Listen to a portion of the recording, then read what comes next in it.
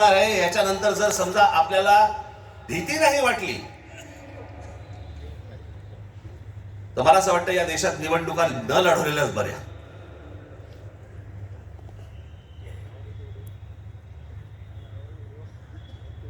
म्हणजे आता साधी गोष्ट, तुम्ही फक्त तुम्हाला 2014 नरेंद्र मोदी पंतप्रधान झाले त्या वेळेला, हे मला आता 24च्या नंतर आता हे पुढे सगळं समजायला लागलं. या गेल्या वर्षी 24 नाही, हो 24 नंतर साधारणपणे विधानसभा निवडणुकांच्या आसपास मला या सगळ्या गोष्टी आमच्या रिसर्च टीम मध्ये यायला लागल्यावरती मला धक्का बसायला लागला. कारण आपण असे बघतच नाही कधी, आपण डोळे झाक करत बसतो आणि नक्की काय खणलं जात आहे आपल्या खालून आणि आपल्याला माहितीच नाही. याचं कारण अरे हिंदी इंग्रजी टेलिव्हिजन चॅनल सगळं सगळं ब्लॉक करून टाकलंय. कोणी काय तुम्हाला दाखवणार पण नाही. दाखवलं की वरनं फोन येतो, वरनं दट्ट्या येतो, जाहिराती बंद करून टाकू.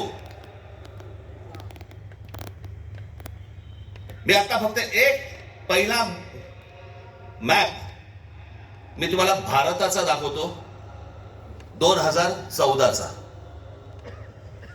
दाखवा रे.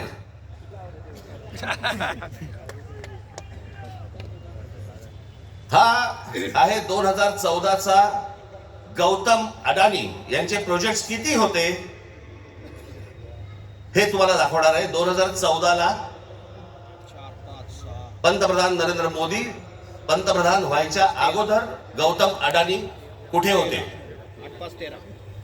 आणि आता पुढचं फक्त बघत राहा की आता 2024-25 ला गौतम अडानी आता कुठे आहेत. फक्त सरकारच्या आशीर्वादाने. आणि तुम्हाला जर नाही धक्का बसला तर मला सांगा जरा, दाखवा.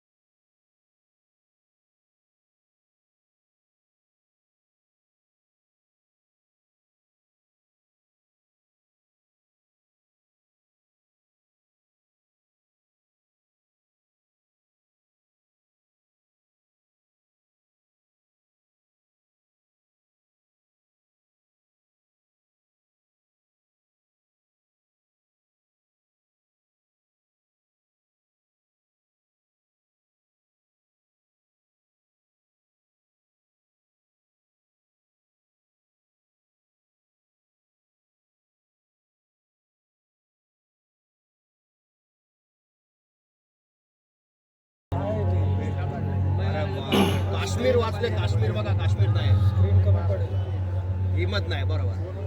काश्मीर आणि वरचा इकडं हा पूर्व पत्ता, त्रिपुरा, मेघालय, इकडे सगळे हे फक्त 10 वर्षातलं आहे. महाराष्ट्र आहे आपला बराचसा बाकी. जगामध्ये असा एकही माणूस नसेल जो 10 वर्षामध्ये इतका श्रीमंत झाला.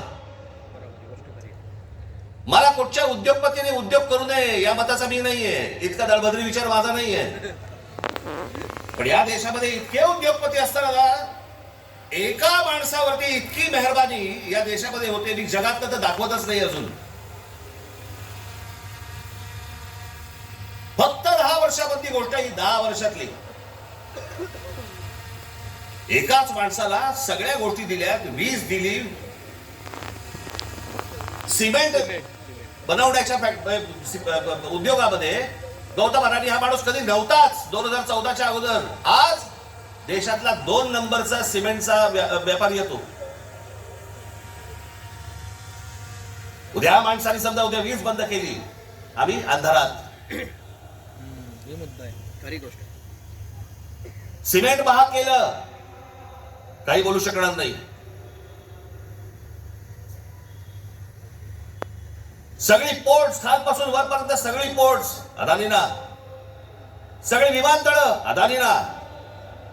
महाराष्ट्रात काय परिस्थिती एकदा बघा, महाराष्ट्राचं फक्त एकदा दाखवा.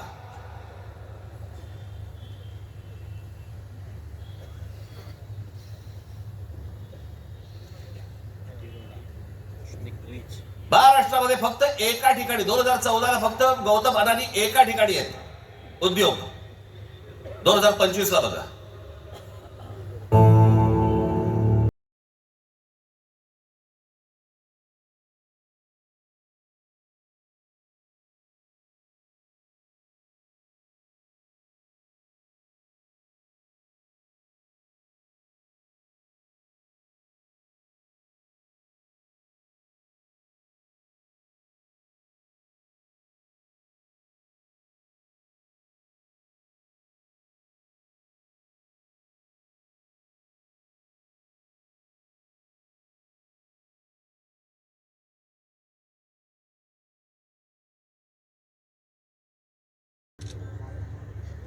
ही महाराष्ट्राची स्थिती.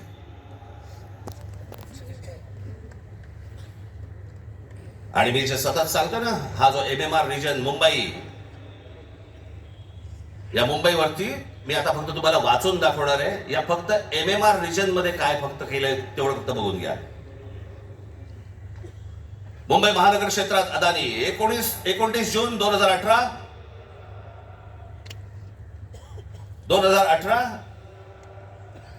रिलायन्स इन्फ्रास्ट्रक्चर कंपनी ताब्यात मुंबई वीज पुरवठा क्षेत्रात प्रवेश. एप्रिल 2021 नवी मुंबई विमानतळाच्या कामाला सुरुवात. 2021 मुंबई आंतरराष्ट्रीय विमानतळ ताब्यात. अंधेरी पश्चिम येथील RTOची जमीन अदानी यांना 5,000 कोटींना. ऐरोली इथे डेटा सेंटरसाठी 92 एकर जमीन 1,500 कोटींमध्ये. धारावी पुनर्विकास प्रकल्प अदानींना. महाराष्ट्रात स्मार्ट वीज मीटर बसवण्यासाठी 13,888 कोटींचं कंत्राट. भांडूप कल्याण इथे मीटर्स बसवली जाणार. मुंबई आणि नवी मुंबईत हायर स्केल डेटा सेंटर सुरू करण्यासाठी महाराष्ट्र सरकारशी 15,000 कोटींचा सामंजस्य करार. मेट्रो मोनोरेल यांना अदानींचा वीज पुरवठा. सांताक्रूज आणि विलेपार्ले परिसरात केंद्र सरकारच्या विमानतळ आणि संरक्षण दलाच्या जागांवरती 80,000 झोपडपट्ट्यांचा विकास अदानी करणार. पनवेलमध्ये टॉवर्स सेमी कंडक्टर कंपनी आणि अदानी समूह यांच्या प्रकल्पाला महाराष्ट्र सरकारची मान्यता. $10 अब्ज गुंतवणुकीचा अंदाज. धारावी पुनर्विकास प्रकल्पासाठी देवदारमध्ये 124 एकर जमीन. मुंबई उपनगरातील वाढत्या वीज मागणी पुरवठ्यासाठी वसई खाडीजवळ 209 कांदळवने तोडण्यास मुंबई हायकोर्टाची परवानगी. गौतम अदानी यांची तारापूर अणुऊर्जा प्रकल्पाला भेट. पुढच्या 10 महिन्यात खासगी कंपन्यांना अणुऊर्जा क्षेत्रात देण्याची परवानगी देणारे विधेयक संसदेत मंजूर. रायगड जिल्ह्यातील आंबा नदीकाठी असलेल्या झेट्टी प्रकल्पासाठी 192 कोटीची गुंतवणूक. पनवेलमध्ये 1,000 एकर्समध्ये 10,000 कोटींचा रहिवासी प्रकल्प. मुंबईला वीज पुरवठा करण्यासाठी 1,660 कोटींचं काम.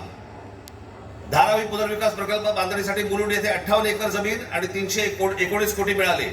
धारावी पुनर्विकास प्रकल्प बाधितांसाठी कुर्ला मदर डेअरीची 20 एकर जमीन 57 कोटीत मिळाली.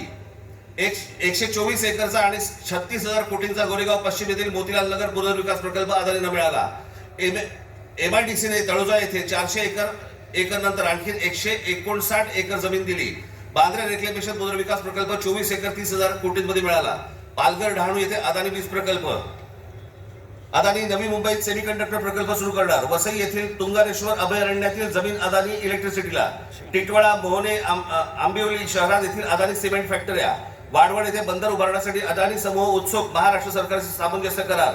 वाढवण येथे विमानतळ उभारण्यासाठी अदानी समूह उत्सुक.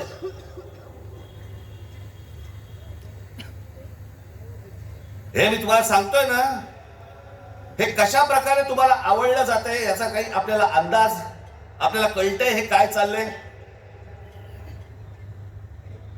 आता हा सगळा वाढवणला आता बंदर येतंय म्हणून मी म्हटलं बंदर येत असेल चांगली गोष्ट आहे. महाराष्ट्रात बाजूला विमानतळ कशासाठी तर म्हणे मुंबई विमानतळावरचा सगळा कार्गो तिकडे नेणार. आणि नवी मुंबई विमानतळ जे बांधलंय इथून इंटरनॅशनल आणि डोमेस्टिक या आपल्याकडच्या इकडच्या विमानतळावरनं छत्रपती शिवाजी महाराज आंतरराष्ट्रीय विमानतळावरनं डोमेस्टिक आणि इंटरनॅशनल नवी मुंबईला नेणार. ही प्रोसेस हळूहळू सुरू झालेली आहे. आणि पुढे हा संपूर्ण विमानतळ विकायला काढणार. या शिवाजी पार्क मैदान एवढी जवळपास 50 ते 60 शिवाजी पार्क मैदान बसतील एवढा प्लॉट आहे तो. धारावीला लागून. अशी नाही ना मुंबई आम्हाला मिळवत आहेत. आम्ही बदा पैसे होतो, जमिनी विकत घेतो, जमिनी सगळ्या काढून घेतो. आणि इकडच्यांचं काय घेऊन बसलोय आपण, या सरकारमध्ये बसलेत त्यांचं. ते काहीतरी करू शकतात का? काहीच नाही करू शकत. मी मागे एक उदाहरण दिलं होतं ना, बादशाच्या हातावरचा ससाणा असतो नाही का, जो ससाणा पक्ष्यांनाच मारून आणतो. स्वतः पक्षी आहे पण तो पक्ष्यांनाच मारून आणतो. पु ल देशपांडेचं एक फार छान वाक्य आहे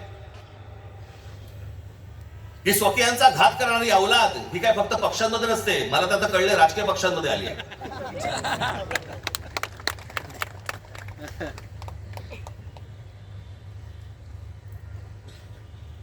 डोक्यात गेली सत्ता, डोक्यात. हा जो भूगोल आहे ना, हा भूगोल नीट समजून घ्या. हे वाढवण बंदरापासून तिकडे वरती जे आहे ना त्याला लगेच लागून गुजरात आहे. यांचं पहिल्यापासूनचं डोक्यामध्ये जे होतं ना की मुंबई गुजरातला घ्यायची. मग मुंबई गुजरातला घ्यायची असेल तर काय करायला लागेल, पालघर जिल्हा ताब्यात घ्यायला लागेल, ठाणे जिल्ह्याचा भाग ताब्यात घ्यायला लागेल, या MMR रिजनचा भाग ताब्यात घ्यायला लागेल, तर मुंबईपर्यंत पोहोचता येईल. माणसं पहिली बदा तिकडे टाका, त्यांचे मतदारसंघ फोडा, मराठी माणसांना फोडा, हे मतदारसंघ ताब्यात घ्या आणि त्याच्यानंतर सांगा अरे खासदार तर आमचाच, आमदार तर आमचाच, नगरसेवक पण आमचाच, महानगरपालिका ही आमच्या हातात.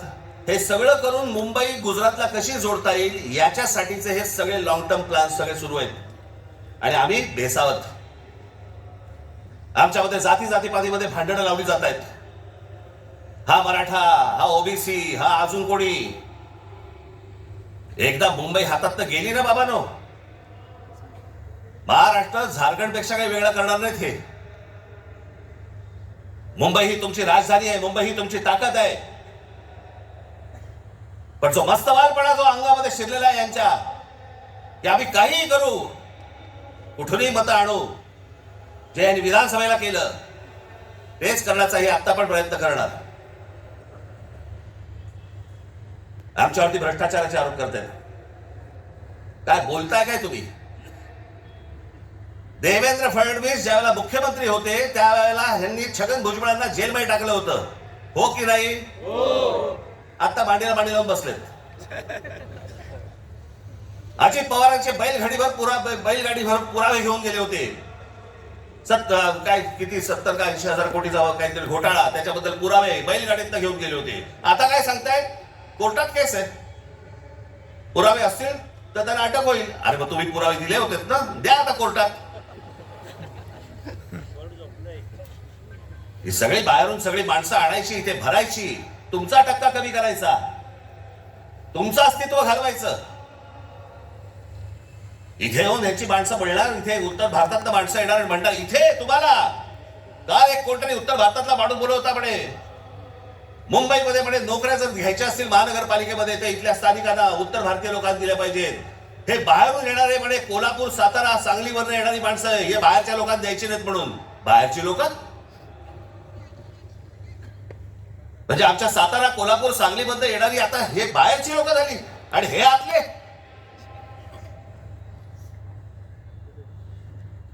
कृपाशंकर सिंग सारखा माणूस यांचा नेता भारतीय जनता पक्षाचा, तो म्हणतो काय उत्तर भारतीय महापौर करू महापौर करू. यांची हिंमत कशी होती हो बोलायची. आपण जाऊन बोलू शकतो का तिकडे.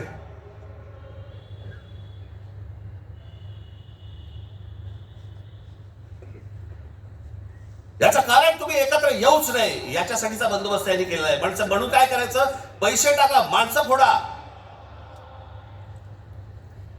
यांचं मुंबईवरचं लक्ष उडालं पाहिजे, महाराष्ट्रावरचं लक्ष उडालं पाहिजे. हे मराठी म्हणून कधी एकत्र येताच कामा नये. आणि मग आपल्याला जे साध्य करायचंय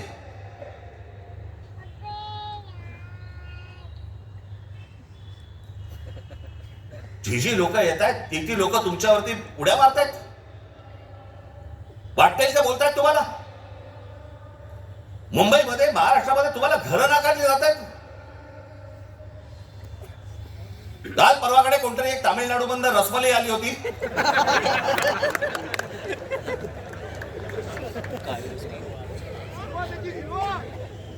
तो सांगतो मुंबईचा आणि म्हणजे महाराष्ट्राचा संबंध काय. भडव्या तुझा काय संबंध.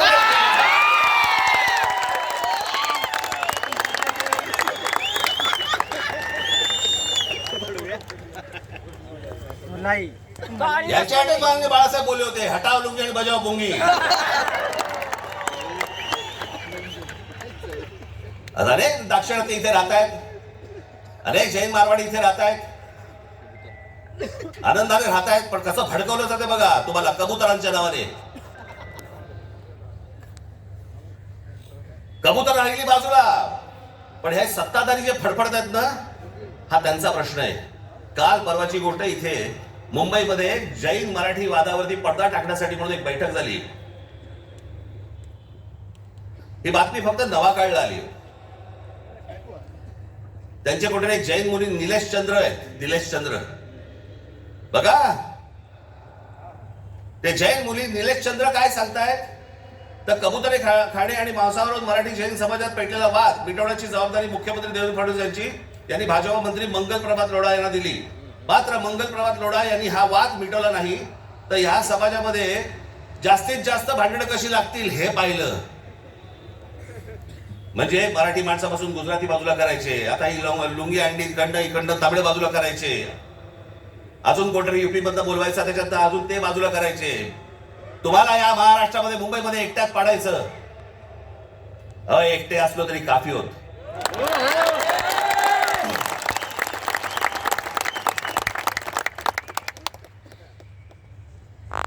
नको त्या वादात जाऊ नका. आमच्या यांच्या गुजरात मधनं बिहारी लोकांना जेव्हा हाकलवले त्याच्या बातम्या नाही होत.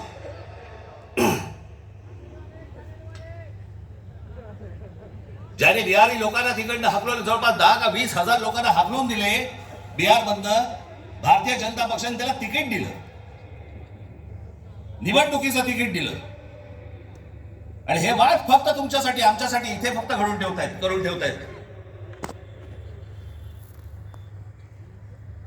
गेले अनेक वर्ष सांगतो तुम्हाला, हे सगळं हे जे मुद्दामून जे चालू आहे तुमचं अस्तित्व नष्ट करण्यासाठी हे सगळं सुरू आहे.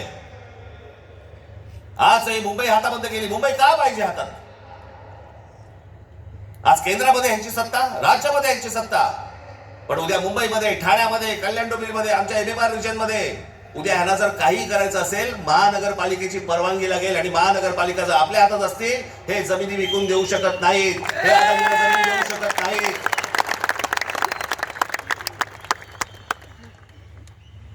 ही गोष्ट ते करूच शकत नाहीत. हा धोका काय होता ना बाबांनो, मी फक्त वेळ कमी आहे परंतु मी आपल्याला एक धोका हा किती वर्षांपूर्वी आमच्या बाबासाहेब आंबेडकरांनी, आमच्या बाबासाहेबांनी मांडलेला तुम्हाला फक्त एक गोष्ट वाचून दाखवतो जी मी 2008 ला वाचून दाखवली होती. बाबासाहेबांनी काय त्यावेळेला मांडलं होतं हे तुम्हाला आज कळेल. मी काय सांगतोय तुम्हाला ते उत्तर प्रदेश आणि बिहार यांच्यासारखी राज्य निर्माण करून हे बघा, हे पुस्तक आहे भाषिक राज्य पुनर्रचना मीमांसा. आपल्याला कुठे मिळालं तर आपण जरूर वाचा. उत्तर प्रदेश आणि बिहार यांच्यासारखी राज्य निर्माण करून राज्य पुनर्निर्माण मंडळाने केवळ तौलनिक विषमता निर्माण केली एवढेच नव्हे, तर उत्तर भारत आणि दक्षिण भारताचे 2 तट निर्माण केले. उत्तर भारतात हिंदी भाषेचं प्राबल्य आहे, उलट दक्षिण भारतात हिंदीशी संबंध नसलेल्या भाषा बोलल्या जातात. मला खरं तर आपल्याला सांगायचंय की युपीच्या आणि बिहारच्या लोकांनी पहिल्यांदा नीट समजून घ्या, बाबांनो, हिंदी ही तुमची पण भाषा नाही. युपीच्या लोकांची भोजपुरी भाषा आहे, बिहारच्या लोकांची मैथिली भाषा आहे, अवधी भाषा आहे. हिंदी भाषा तुमची पण नाही आहे. माझा कुठच्या भाषेवर राग नाही, परंतु तुम्ही आमच्यावरती लादणार असाल तर लाथच मारू. हिंदी भाषिकांची संख्या किती मोठी आहे याची बहुतेक कोणाला दखल नाही. भारताच्या एकूण लोकसंख्येच्या 48% लोकसंख्या ही हिंदी भाषिक म्हणजे त्या भागाची आहे. माझ्याकडे घटना निर्मितीचे काम होते त्यावेळी एक गुपित घटना मी नमूद करू इच्छितो. अर्थात गुपित भंगाचा आरोप माझ्यावरती येणार नाही अशी अपेक्षा आहे. काँग्रेस पक्षाच्या एका बैठकीतील हे गुपित आहे. हिंदी ही राष्ट्रभाषा म्हणून स्वीकारण्यासंबंधी ही चर्चा होती. घटनेचे 115वे कलम राष्ट्रभाषेसंबंधी आहे. या कलमावरती जेवढी गरमागरम चर्चा व्हायला झाली तेवढी इतर कोणत्याही कलमावरती झाली नाही. प्रदीर्घ चर्चेनंतर हे कलम मातास टाकले आणि काय आश्चर्य, 78 विरुद्ध 78 असे मतदान झाले. कुठलाच निर्णय घेणे शक्य झाले नाही.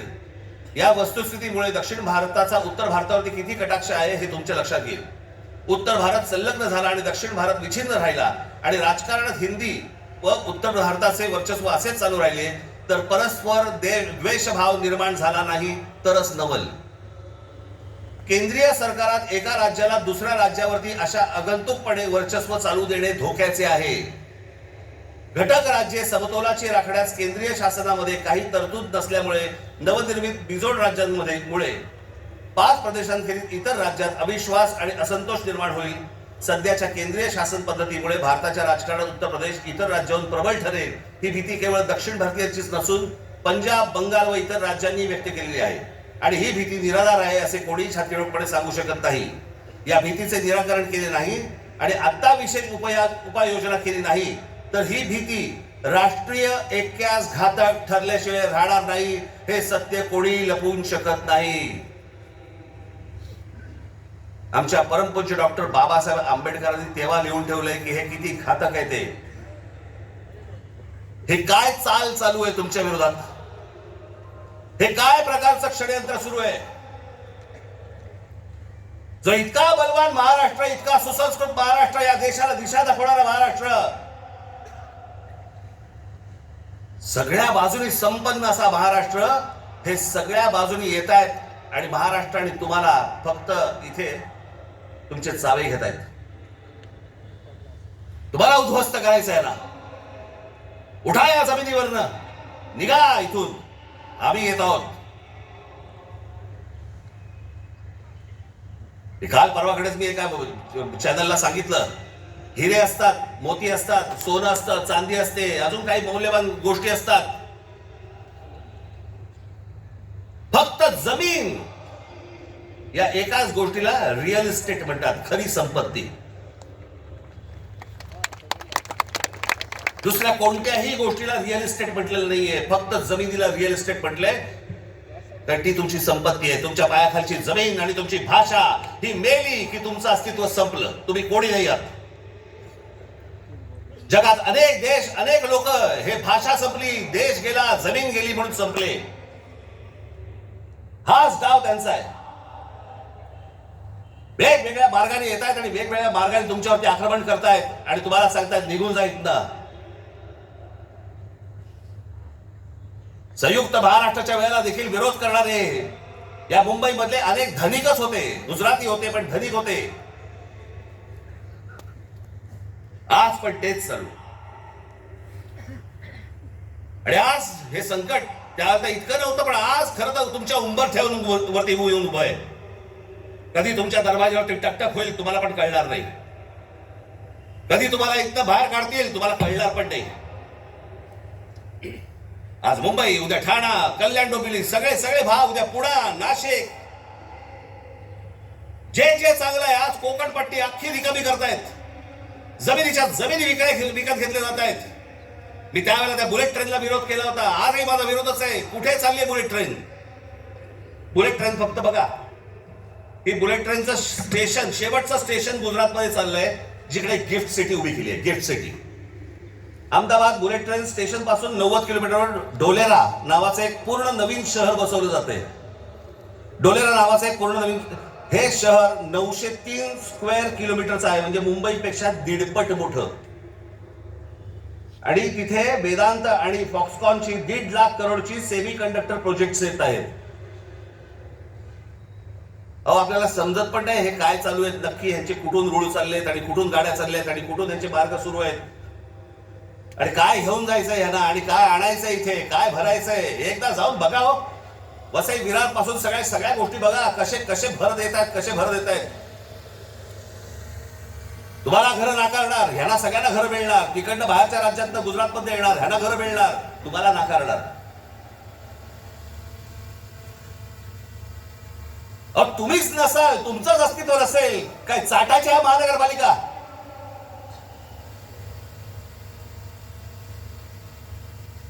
काय उपयोग आहे या गोष्टींचा? आम्ही भले आमच्या वचननाम्यामध्ये सांगितलेल्या अनेक गोष्टी आहेत ज्या उत्तम करू, उत्तम शहर करू, चांगल्या गोष्टी करू.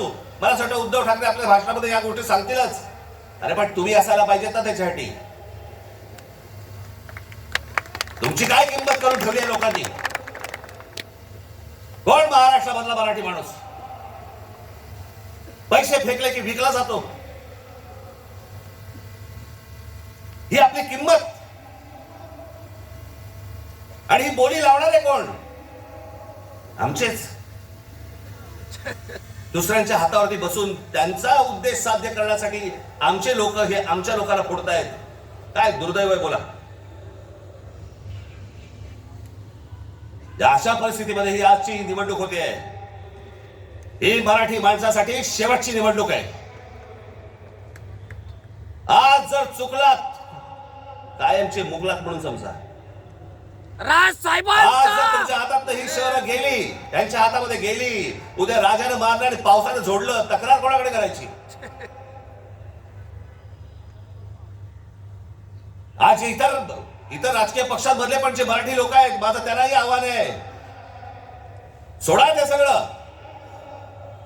या मराठी माणसासाठी एक व्हा, या मुंबईसाठी एक व्हा, या महाराष्ट्रासाठी एक व्हा.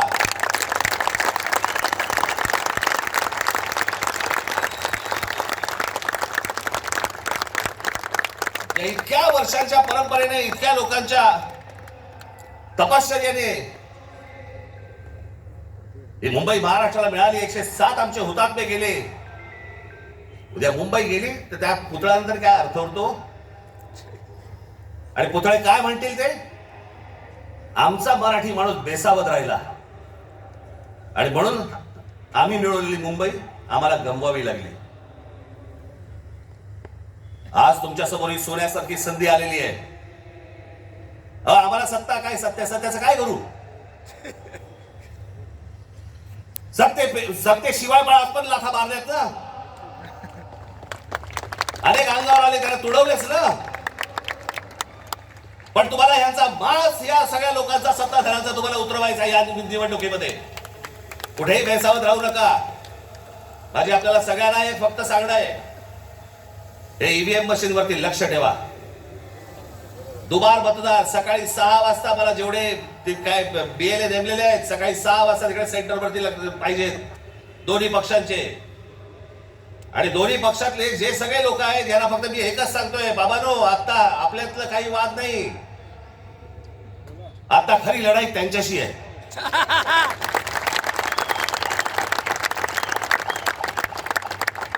आपण भांडत राहावं हेच त्याला पाहिजे. त्यांना जे हवं ते आपण नाही द्यायचंय. आपल्याला जे हवं तेच आपण केलं पाहिजे. आणि म्हणून तिकडे आपल्याला जातात एवढंच सांगेन की सतर्क राहा, बेसावध राहू नका. आणि जर दुबार मतदार जर तिकडे आला, सकाळी 7 वाजता फोडून काढा.